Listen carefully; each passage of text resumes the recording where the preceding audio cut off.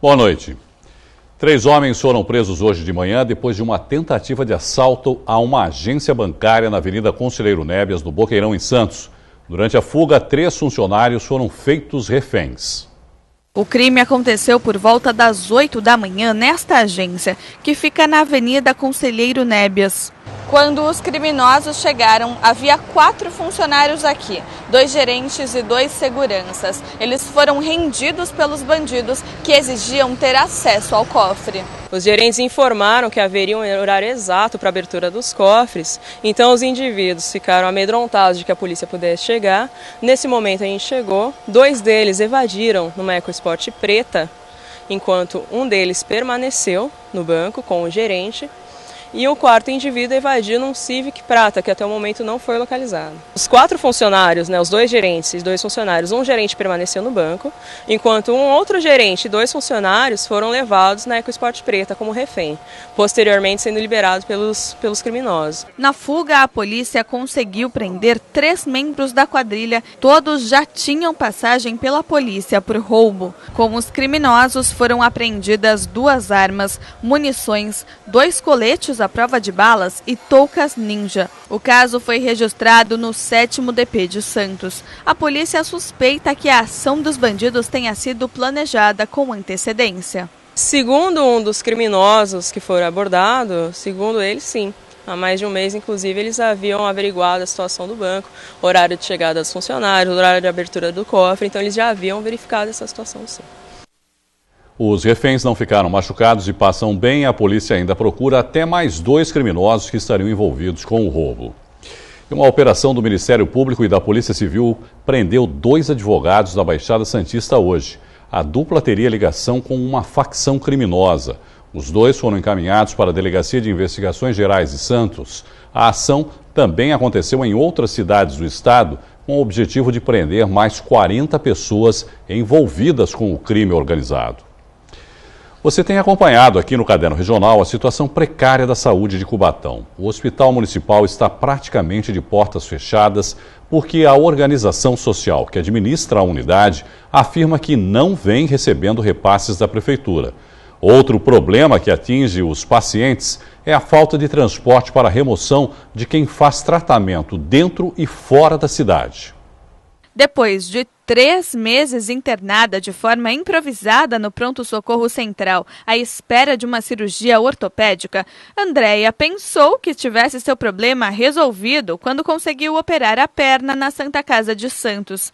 Mas a dona de casa foi surpreendida quando descobriu que a Prefeitura de Cubatão não tinha como levá-la no retorno à consulta médica por não haver combustível para os veículos de remoção. Como está recente, eu não posso dobrar o joelho ainda, então fica difícil para mim porque eu sinto muita dor ainda. Então, para mim seria bem melhor se fosse numa ambulância, mas como não tem combustível para remoção, então eu tive que ir de carro mesmo, com um amigo da gente, mas que eu sinto muita dor. A prefeitura tem um hospital aí, está fechado, não tem médico, não tem nada. O mínimo que ela pode fazer é a gente precisar de ambulância para ir para outra cidade. Agora eu vou fazer o quê? A gente não pode fazer nada. É a indignação que a gente sente, né? Ela chora, se sente humilhada, também me sinto humilhado. Eu não estou pedindo favor para a prefeitura, a gente paga imposto em dia. Lauro é conselheiro municipal de saúde. Diariamente utiliza a câmera hiperbárica no hospital municipal para tratar um ferimento na perna. Por causa da falta do serviço de remoção, interrompeu o tratamento. Ele conta que a prefeitura não deu um prazo para resolver o problema. Vai eu e mais 4 junto comigo na parte da manhã, né? Um cadeirante, né? Outros 2 que não têm condições de se locomover, né? E 4 na parte da manhã. À tarde tem mais também que deixaram de fazer seus tratamentos. Tem pé de diabetes, né, que se não dá continuidade a esse tratamento, provavelmente é amputação, né? Alguns com lesões, se não dá continuidade a esse tratamento, vai aumentar essas lesões, provavelmente. E os outros problemas com a saúde do município continuam, só que cada vez mais gente é atingida. Com o Hospital Municipal praticamente fechado por falta de repasses à administradora da unidade, os pacientes ficam internados nas unidades de pronto atendimento enquanto aguardam que a Central de Regulação de Vagas do Estado consiga a transferência para hospitais de outras cidades. Estou 22 dias aqui, esperando aí pelo CROIS aí, entendeu? Para fazer uma cirurgia, para ser transferido para outro hospital para fazer uma cirurgia. Eu também fico até com medo, porque 22 dias, com uma informação dessa, pode até vir piorar, né? E acontecer mais alguma coisa mais grave com a minha perna. O marido de Maria da Penha sofreu um infarto e precisa de cateterismo com urgência. Mas ela e o marido já aguardam há mais de 10 dias. Já está com água no pulmão, teve pneumonia, está com os rins também ferrados, que ele está com as pernas todas inchadas, está bem ruizinho ele. E a única solução que vocês veem é realmente essa transferência o quanto antes, né? Questão de vida mesmo. A transferência dele para um hospital para ele fazer esse cateterismo. O presidente do Conselho Municipal de Saúde conta ainda que na unidade de pronto atendimento de Cubatão faltam alimentos para os pacientes. Os familiares levaram as comidas, né, para os pacientes lá, familiares que estão internados. Isso é um absurdo. A gente está correndo, mas a gente não vê, infelizmente, a solução para esse problema. A Prefeitura informou que houve um problema pontual no sistema de abastecimento dos veículos e que a situação será regularizada o mais rápido possível. Quanto ao problema de vagas, a Prefeitura respondeu que são gerenciadas por uma central do governo do Estado. Já a direção da Central de Vagas da Baixada Santista disse que recebeu o pedido do paciente Wander da Silva e que já iniciou o processo de contato com os serviços de referências. No entanto, o texto ressalta que os casos em que há risco iminente de morte são priorizados e que a situação de Wander não é considerada urgente. Quando o assunto é prevenção de doenças, toda a iniciativa é mais do que válida. Uma empresa brasileira que presta serviços aqui na região realiza esse mês uma campanha bastante criativa. Acompanhe na reportagem de Jéssica Santos. Mickey Mouse, Pato Donald, Smurf, o gênio do Aladim, Capitão América e o Super-Homem. O que será que esses personagens e super-heróis estão fazendo no terminal rodoviário de Santos? A missão dessa vez não é menos séria nem importante do que as contadas nas histórias de ficção. Eles alertam sobre o câncer de próstata. Durante 2 horas, os personagens entregaram panfletos com informações sobre a doença e as formas de prevenção. Quem passava por aqui também podia girar essa roleta. A pessoa respondia uma pergunta sobre o câncer de próstata. Se acertasse, ganhava essa bola. Quem errasse, levava para casa esse tubinho de confete. Gilberto não teve muita sorte na hora de responder, mas gostou da iniciativa e sabe da importância do homem em cuidar da saúde. O homem tem que se cuidar também. É muito importante isso daí para que todos nós, homens, se conscientizem de que é importante a gente estar se cuidando para que não venha estar passando por situações piores mais à frente, entendeu? A ação fez parte do Novembro Azul para alertar a população masculina sobre o câncer de próstata. Wilson também entrou no clima da brincadeira e acertou a pergunta. Desde os 45 anos, tem 20 anos, eu faço o exame todos os anos. Eu acho super importante, né? A prevenção, muito importante. A gente tem que cuidar da saúde, não da doença. O que você achou dessa iniciativa? Muito boa. E espero que o ano que vem aumente. Além da rodoviária de Santos, a iniciativa também acontece nas estações do VLT e no terminal de Praia Grande. De uma forma bem animada e divertida, pessoas de todas as idades se informam sobre a doença que nos últimos 8 anos matou 223 homens na Baixada Santista. A gente sabe que é um assunto sério e importante, mas a gente acredita que a melhor forma é realmente abordar de uma forma bem descontraída. As brincadeiras atraíram mulheres, crianças e também os jovens. Elionaldo tem 17 anos e achou a ação importante. Achei super bacana para apoiar todo mundo, né? Desde quem precisa até quem não precisa, porque é sempre bem melhor se prevenir. Você acha importante se informar sobre isso? Com certeza. Sempre é bom ter uma informação a mais, né? O 4º Congresso Nacional de Segurança e Saúde no Trabalho Portuário e Aquaviário, realizado em Santos, na Unisanta, segue até quinta-feira. No segundo dia de palestras, o professor da Faculdade de Engenharia da Universidade, Áureo Pascoaleto Figueiredo, falou sobre os efeitos positivos da prevenção por parte das empresas.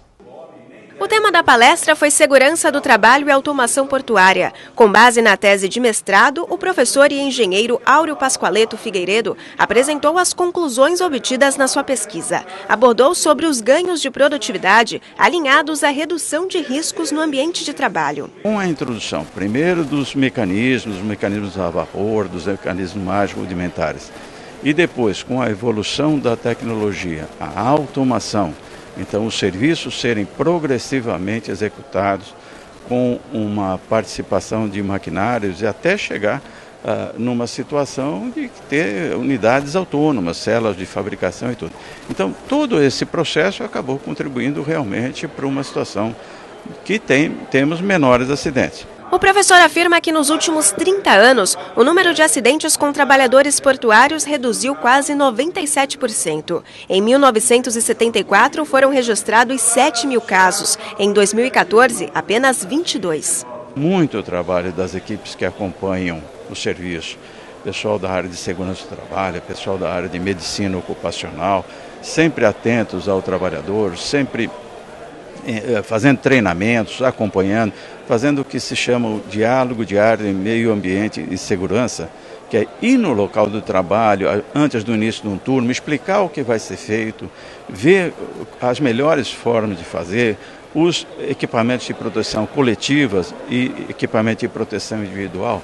Então, tudo isso, vamos dizer, alertando o trabalhador, que também, evidentemente, se preocupa e se interessa por isso, para que ele faça a tarefa dele, que ele ganhe, vamos dizer, aquela remuneração justa para o esforço que ele faz, que ainda é muito grande, tá certo? Mas que volte íntegro para a sua casa, para a sua família. O 4º Congresso Nacional de Segurança e Saúde no Trabalho Portuário e Aquaviário acontece até quinta-feira na Unisanta. Palestras simultâneas são realizadas desde segunda-feira, durante todo o dia, voltadas para profissionais de todo o país dos setores portuários e aquaviários. E ontem à tarde, os participantes do Congresso fizeram uma visita técnica ao Porto de Santos.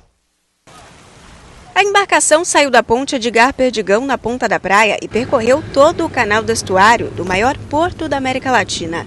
Em 2 horas e meia, em um trajeto de mais de 14 quilômetros, eles viram navios de carga, movimentação de contêineres e o funcionamento dos terminais portuários. Fantástico, o Porto de Santos é ímpar, né, no Brasil. Eu acho que é uma oportunidade muito bacana de conhecer outras culturas, conhecer pessoas, fazer network, conhecer o terminal, que é um negócio interessante, muito rico. Para mim, que estou vindo de São Luís, né, lá nós temos vários portos também, o segmento portuário está em alta. Eu acho que vem a somar, junto com essa visita técnica do Congresso, acho que vai ajudar muito para a gente ter a noção de como funciona aqui na prática, o que a gente vai conversar esses 4 dias aí de Congresso. Durante o percurso, alguns participantes do Congresso aproveitaram para fazer um registro fotográfico. Eu adoro fotografia, eu fiz muitas fotos. Estou renovando meu estoque. O Caderno Regional dá sequência agora à série de entrevistas com os vereadores eleitos de Santos. Vamos conversar com Cacá Teixeira, do PSDB, que teve 2.620 votos. Cacá, boa noite. Seja bem-vindo aqui ao Caderno Regional. Apesar de você estar ainda no seu primeiro mandato, você já tem uma grande experiência política, né, Cacá? Você tem mais de 20 anos, né, afiliado ao seu partido. E na Câmara, o que chamou a atenção um pouco esse ano foi a renovação que nós acompanhamos, né? Foram 8 novos vereadores. Aí se a gente somar um pouquinho, você, que está ainda no seu primeiro mandato, o professor Kenny, que esteve aqui também ontem, ainda está no seu primeiro mandato e que também se reelegeu. Qual a análise que você faz em relação a isso? As pessoas queriam essa mudança, desejavam essa mudança, e por que isso ocorreu? Veja, Irineu, uma boa noite a você, a todo telespectador de Santa Cecília. A renovação sempre existiu. Quando eu fui eleito pelo primeiro mandato, né, eu, Kenny e outros vereadores, nós tivemos uma renovação de 8 vereadores. Então nós tivemos uma renovação quase o mesmo número de vereadores que foi feito renovado em 2012. Agora, é uma eleição atípica, né, onde o prazo foi exíguo, a campanha foi curta, mais ou menos 35 dias, onde o eleitor demonstrou nas urnas, né, o que ele quer uma mudança. Muita abstenção de votos nulos, votos brancos, e claro, dentro do segmento da sociedade onde nós transitamos, muitos candidatos também, né, e acabaram dividindo esses votos. Então foi uma eleição muito atípica, onde os vereadores da Câmara Municipal de Santos, que apresentaram bons trabalhos, eu acho que todos os vereadores que estão terminando este mandato apresentaram bons trabalhos, mas assim o eleitor decidiu de fazer uma renovação, mas dentro daquele percentual que teve da 2012. É bom ou é ruim essa renovação, Cacá? E essas novas regras? Foram boas, foram ruins, precisam ser aprimoradas? Olha, as novas regras, nós viemos praticamente sendo cobaias nesse processo eleitoral. As mudanças não ocorreram conforme a gente esperava, né? As eleições ocorreram municipais com a restrição do financiamento de pessoa de empresas, né, privadas. Isso dificultou um pouco na questão de recursos. Você viu que foi uma campanha muito rápida, onde se viu muito material nas ruas, né, as pessoas fazendo abordagem. Primeiro já foi uma dificuldade de abordagem, né, na questão do política. Primeiro políticos não queriam conversar com políticos. Depois, após isso, você conseguindo atrair a confiança do eleitor, você conversava sobre o seu mandato. Então, as mudanças ocorreram, mas que eu não acredito que as mudanças prevalecerão para 2018. Ficou engessado demais, Cacá, você diria? Sim, eu acho que uma festa democrática, né? É isso que eu ia dizer. Não tem mais cara de festa, né, também? Não, tornou-se funeral, né? Na verdade, o eleitor... Porque você passa pela rua, tudo bem, não estou aqui defendendo que a gente tem aquela sujeira, aquela imundície que tinha antigamente. Mas você não fica com a sensação de que estamos numa época de eleição. Eu acho que foi importante isso da questão de não emporcar a cidade, né? Eu acho que isso foi um avanço, né? E cada vez mais da diminuição de materiais nas ruas. Agora, também uma coisa positiva nisso foi as reuniões familiares, né, Irineu? Eu acho que as reuniões familiares foram importantes, né, nessa eleição. Mas as mudanças, eu acredito que essas mudanças não ocorrerão para 2018. Acho que para a eleição majoritária, para a presidência, para o governo, né, para a Assembleia Legislativa Federal, as mudanças ocorrerão. Então nós servimos aí como uma experiência. Foi positiva numa parte, não tenha dúvida, mas com certeza algumas modificações ocorrerão. Você teve uma diminuição no número de votos em relação à sua eleição anterior, de 3.275 para 2.620. Por que você acha que aconteceu isso? Olha, eu acho que é pelo momento, né? Nós tivemos em torno de 130 mil eleitores que não votaram, né? Então, isso deu uma diminuição para todos, né? Eu acho que 90% dos candidatos que foram para a reeleição tiveram a diminuição. E eu também não fugi essa regra, né? Então, demonstrando que o eleitor, apesar dos trabalhos, né, que acho que nós apresentamos bons trabalhos, eu acho que também, não só eu, como outros vereadores, né, e a gente acompanhou bastante. Nos 2 primeiros anos eu fui presidente da Comissão de Justiça e Redação, então todos os projetos de colegas da Câmara Municipal passavam por mim, então a gente via a produção de bons trabalhos. Então acho que foi uma demonstração do eleitor de algumas mudanças, né? Então essa votação acabou sendo prejudicial àqueles que já tinham mandato, né? Então você viu alguns vereadores que hoje conseguiram obter êxito, estarão conosco a partir do próximo ano legislativo, que tiveram uma votação até mais expressiva do que a gente. Você é a favor do voto obrigatório, Cacá? Mesmo com esse número que nós vimos aí de abstenção, que foi muito alto, né, na eleição desse ano? Eu acho que o voto obrigatório, eu sou a favor ainda do voto obrigatório, desde que você trabalhe bastante o eleitor. Mas olha, Irineu, demonstrou nessa abstenção, nesse número, desse percentual grande de abstenção, já demonstrou que o eleitor ele não está se preocupando em votar. Então ele mesmo não está indo às urnas. A multa é R$ 3,75, então o que é isso? Ele prefere não ir votar. Ele prefere não votar no primeiro e no segundo turno, então isso está acontecendo. Então o próprio eleitor está demonstrando, né, uma falta de interesse de votar, então ele mesmo não está fazendo o voto a não ser obrigatório. E como essa eleição foi uma eleição diferenciada, onde a festa democrática não aconteceu, né, praticamente nós fomos com a obrigação, né, de 2 de outubro ir às urnas e votar, exercer o nosso direito de voto, né? Mas muitos pela obrigação. Isso é muito ruim. Não seria o caso de se pensar, por exemplo, em facilitar isso, esse processo de votação, como a gente viu lá nos Estados Unidos agora? As pessoas não votam só no dia da eleição, podem antecipar o voto, podem votar pela internet, pelo correio. Seria o caso de pensar em modernizar também de alguma maneira e antecipar esse voto, ou ele ou o eleitor poder votar pela internet, por exemplo? Olha, algumas reformas ocorrerão, né? Eu acho que não vai ficar só apenas a limitação não renovação do mandato do Executivo. Eu acho que algumas alterações devem ocorrer. Nós estamos aí voltar a discutir o voto distrital misto. Precisamos aí melhorar essa discussão. O voto em trânsito acho que vai ser uma novidade, né? E você vai poder votar no seu candidato, onde você estiver. Independente da cidade onde você estiver. Exatamente, e algumas limitações, o número de eleitores, né, deve limitar aí, deve ter um corte. Então acho que tudo isso deve acontecer e é salutar, é muito importante para nós renovarmos e mostrarmos aos eleitores o interesse, porque, veja, alguns falam assim, não vou votar, mas ele participa, tem que participar, né? Eu acho que as audiências públicas que acontecem na Câmara Municipal precisa ter a maior participação do eleitor, que isso é muito pouco, né? Eles não comparecem, até a discussão do orçamento, eles não comparecem. As sessões da Câmara Municipal é a única Câmara que tem 2 sessões por semana.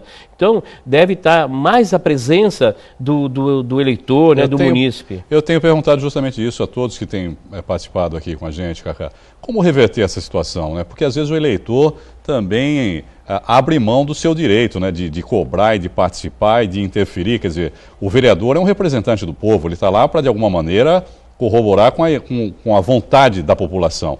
Mas a população também não dá a sua cota de participação nessas audiências públicas, por exemplo, e acompanhando os trabalhos. Como tentar reverter essa situação, Cacá? Olha, a presença deles nas audiências, os conselhos municipais, né? Eu acho que nos conselhos municipais é muito importante a presença. Porque o brasileiro não participa nem em reunião do condomínio, né? Vamos combinar também. Principalmente na reunião quando tem sobre o síndico, né? Aí ninguém quer saber, aí o quórum é menor. Mas com certeza a presença deles em audiências públicas, nos conselhos municipais, discutindo, hoje tem o portal da transparência, onde você pode interagir com o seu vereador ou com os vereadores da Câmara Municipal, dependendo do segmento. Então, eu acho que a participação é muito importante do eleitor para ele cobrar realmente. Não só aqueles que não votaram também, né? Porque os que não votaram, eles precisam estar comparecendo, eles têm que voltar, né, a ter a credibilidade no político. E eu acho que nós temos um bom nível aqui de político na cidade de Santos. Você já foi secretário de Assistência Social durante 7 anos. O que é que precisa ser feito ainda nessa área? O que precisa ser aprimorado, Cacá? E como você pode ajudar e ter participação enquanto vereador? Olha, enquanto vereador eu tenho atuado muito na área social, né? Eu acho que temos que dar importância ao tripé social, a saúde, a educação e a assistência social. Infelizmente, a assistência social não tem conseguido obter o percentual que nós almejamos, que é os 5% do orçamento. Isso não acontece. Isso é uma briga que está no Congresso há muitos anos e a gente não consegue avançar. Então, não adianta, porque a assistência social é a política onde todas as outras políticas que não funcionam vai desaguar onde? Na assistência social. Então, nós temos que estar preparados. Então, isso é muito importante. Nós estamos com sérios problemas aqui, um desemprego, isso acaba desaguando na assistência social, nos programas sociais. Então, nós temos atuado muito nesse sentido, né?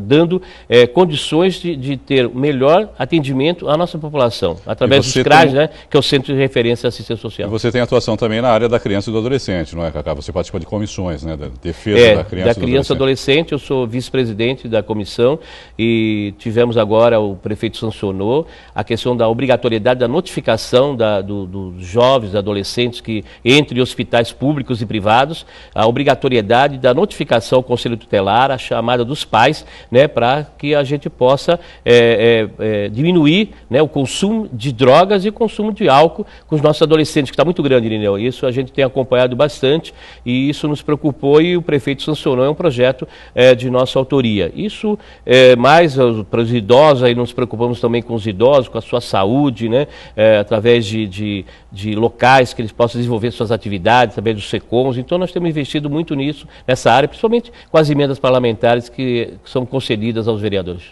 Vereador Cacá Teixeira, muito obrigado pela entrevista, parabéns pela reeleição e bom trabalho aí nesse novo mandato. Eu que agradeço a oportunidade de Santa Cecília e estaremos sempre quando chamado. Obrigado e boa noite. Amanhã, dentro da série especial com os vereadores eleitos, nós vamos receber aqui na bancada o vereador Lincoln Reis, do PR. O último domingo foi especial para os católicos em Santos. O dia de Cristo Rei foi comemorado por milhares de fiéis em uma celebração fora dos padrões convencionais. A missa aconteceu na Arena Santos. A arquibancada, que comporta mais de 3.000 pessoas, ficou lotada de fiéis. Sacerdotes das 48 paróquias da Baixada Santista vieram comemorar o Dia de Cristo Rei, cerimônia que encerra o ano litúrgico. É o ponto alto das celebrações do final do ano, é como um réveillon, né? Uma grande confraternização. Nós que iniciamos o ano litúrgico preparando o nascimento de Jesus Cristo, concluímos o ano litúrgico celebrando Jesus Cristo, Rei do Universo, na sua glória. Então esse é o sentido grande dessa festa. Fazemos uma concentração diocesana, lembrando também que hoje é o dia dos leigos e leigas, dos cristãos leigos e leigas. Portanto, nos faz lembrar assim a missão de continuar, né, o que Jesus ensinou, continuar a missão de Jesus neste mundo. Por que é importante para você, tão jovem, participar de encontros como esses? Perseverar, estar sempre junto. É sempre bom ser jovem e participar da festa de Cristo. Muito bom. A festa de Cristo Rei do Universo foi criada em 1925 pelo Papa Pio XI e celebra a realeza de Jesus. Para os fiéis, a celebração é uma oportunidade para agradecer. Mais um dia de vida e Deus é importante para a gente em tudo que a gente faz e sem ele a gente não é nada. Então é sempre bom lembrar dele e vir agradecer. Católicos que compareceram à missa doaram 1 quilo de alimento não perecível e materiais de higiene pessoal aos mais necessitados. Vai doar esse alimento para 2 congregações que trabalham com um povo mais simples, mais necessitados.